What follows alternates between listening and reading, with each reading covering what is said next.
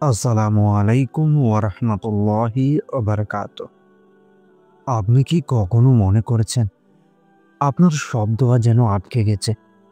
অনেক বছর ধরে চেষ্টা করছেন, কাঁদছেন, আল্লাহর দরজায় কড়া নাড়ছেন, কিন্তু এখনো উত্তর আসছে না। তবে থামুন, হয়তো আপনি জানেনই না, ধৈর্যের পরীক্ষা শেষ হওয়ার পর আল্লাহ তার প্রিয় বান্দাদের জন্য অবিশ্বাস্য সুখবর পাঠান। আজ আমি আপনাদেরকে জানাবো সেই 4টি সুখবর সম্পর্কে, যা দেখা দিতে শুরু করলে বুঝবেন আপনার ধৈর্যের প্রতিদান এসে গেছে। আপনি কি অনেক দিন ধরে অপেক্ষা করছেন? মনে হচ্ছে দোয়া কবুল হচ্ছে না, কষ্ট আর সমস্যার পর সমস্যা আসছে। হয়তো এই দীর্ঘ অপেক্ষার শেষ আসছে, আর আল্লাহর পক্ষ থেকে সুখবর আপনার দুয়ারে এসে দাঁড়িয়েছে। আজ আমি আপনাদেরকে সেই 4টি স্পষ্ট নিদর্শন জানাবো, যা আল্লাহ তার বান্দাকে দেন যখন তার ধৈর্যের পুরস্কার আসতে শুরু করে। বিশ্বাস করুন, আপনি যদি এই ভিডিও শেষ পর্যন্ত মনোযোগ দিয়ে দেখেন, তাহলে আপনার মন নতুন শক্তি আর আশা দিয়ে ভরে উঠবে।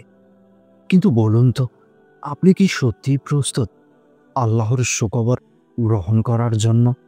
বলে যাবেন না, যদি আপনি ধৈর্য হারিয়ে ফেলেন, হয়তো এই সুখবরগুলো আপনার দোরগোড়ায় আসার আগেই হারিয়ে যাবে। তাই ভিডিওর প্রতিটি মুহূর্ত মনোযোগ দিয়ে শুনুন। ভাবুন তো, যদি আজই আল্লাহ আপনাকে এমন একটি নিদর্শন পাঠান যা বদলে দেবে আপনার এই ভাগ্য, আপনি কি সেটাকে চিনতে পারবেন, নাকি চোখের সামনে দিয়েই চলে যাবে? তো আসুন এখন আমরা প্রবেশ করি সেই সুখবরগুলোর প্রথম ধাপে। প্রথম সুখবর: অন্তরের অশান্তি শান্তিতে রূপ নেওয়া। আপনি বুঝবেন আল্লাহর রহমত আসতে শুরু করেছে যখন হঠাৎ দীর্ঘ অশান্তির পর আপনার হৃদয় শান্ত হয়ে যাবে। এক সময় ছোট ছোট সমস্যায় ভেঙে পড়তেন, কিন্তু এখন দেখবেন অন্তরে এক অদ্ভুত স্থিরতা। কোরআনে আল্লাহ বলেছেন, নিশ্চয়ই আল্লাহর স্মরণে অন্তর শান্ত হয়। অর্থাৎ আল্লাহ আপনার হৃদয়ে প্রশান্তির আলো ঢেলে দিয়েছেন। কিন্তু শুধু অন্তরের শান্তি নয়, আরেকটি সুখবর যে দেখা দেয় আল্লাহ যখন ধৈর্যের পরীক্ষা শেষ করেন, প্রথম নিদর্শন হিসেবে অন্তরে এক ধরনের শান্তি নেমে আসে। আগে যেখানে ছোট বিষয়েও দুশ্চিন্তা হতো, সেখানে এখন মনে হয় আল্লাহ আছেন, সব ঠিক হয়ে যাবে। এই প্রশান্তি আল্লাহর বিশেষ রহমত।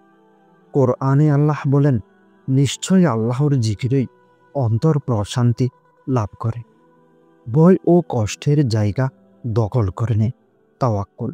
কিন্তু এটি কেবল শুরু, কারণ এর পরেই আসে আরও বড় সুখবর। দ্বিতীয় সুখবর: দরজা বন্ধের পর নতুন দরজা খোলা। হয়তো চাকরি হারালেন, সম্পর্ক ভেঙে গেল, ব্যবসা ব্যর্থ হলো, সব কিছু বন্ধ হয়ে গেল। কিন্তু হঠাৎ একদিন আপনি দেখলেন এমন একটি নতুন সুযোগ এসেছে যা আপনি কখনো কল্পনাও করেননি। এটি আল্লাহর প্রতিশ্রুতি যে আল্লাহকে ভয় করে তার জন্য তিনি বের হওয়ার পথ বানিয়ে দেন এবং অপ্রত্যাশিত জায়গা থেকে রিজিক দেন। এখানে সুখবর হলো, আল্লাহ এখন আপনার জন্য এমন দরজা খুলেছেন যা আপনার জীবনকে উল্টে দেবে ভালো দিকে। আপনি কি খেয়াল করেছেন, হয়তো কোনো কাজ ব্যর্থ হওয়ার পর আপনার জীবনে আরও বড় একটি সাফল্যের পথ তৈরি হয়েছে? এটা কি কাকতালীয়, নাকি আল্লাহর পরিকল্পনা? হঠাৎ দরজা খুলে যায় যেখান থেকে কোনো আশা ছিল না। হয়তো চাকরির সুযোগ, হয়তো ব্যবসার নতুন পথ, অথবা এমন কোনো সাহায্য যা কল্পনাও করেননি।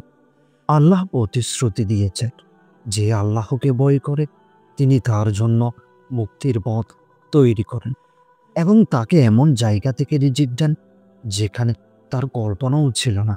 মনে রাখবেন, রিজিক শুধু টাকা নয়, সম্মান, সম্পর্ক, শান্তি, সবই এর অন্তর্ভুক্ত। এখন আপনার কাছে প্রশ্ন, গত কয়েক মাসে কি এমন কিছু হঠাৎ ঘটেছে যা আপনাকে অবাক করেছে?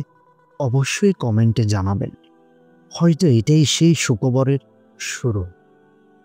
তৃতীয় সুখবর, পাপ থেকে হঠাৎ দূরে টেনে নেওয়া। আল্লাহ যখন কারো ধৈর্যের প্রতিদান দিতে চান, তখন তাকে তার অপছন্দের কাজ থেকে দূরে সরিয়ে নেন। হয়তো আপনি বুঝতে না পেরেই হঠাৎ সেই জায়গা বা মানুষদের থেকে দূরে সরে যাচ্ছি যারা আপনাকে পাপে টেনে নিত। এটা আসলে আল্লাহর পক্ষ থেকে সুখবর।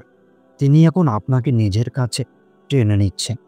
রাসূল করিম সাল্লাল্লাহু আলাইহি ওয়াসাল্লাম বলেছেন, যখন আল্লাহ কারো মঙ্গল চান তখন তাকে দ্বীনের গভীর জ্ঞান দান করেন।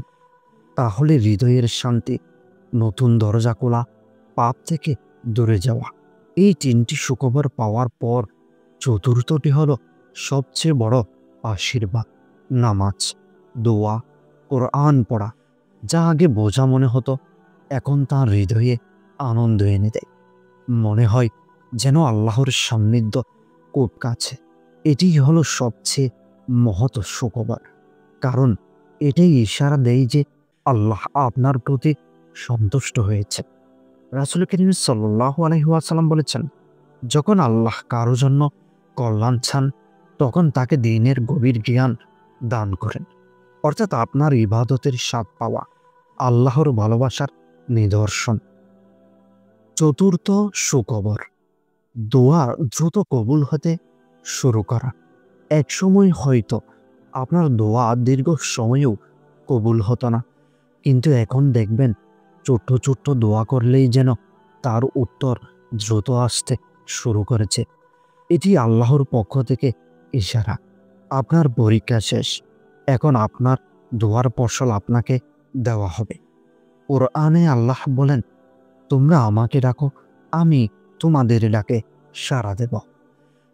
কল্পনা করুন তো, আজ রাতে যদি আপনার একটি দোয়া কবুল হয়ে যায়, কোন দোয়াটি করবেন?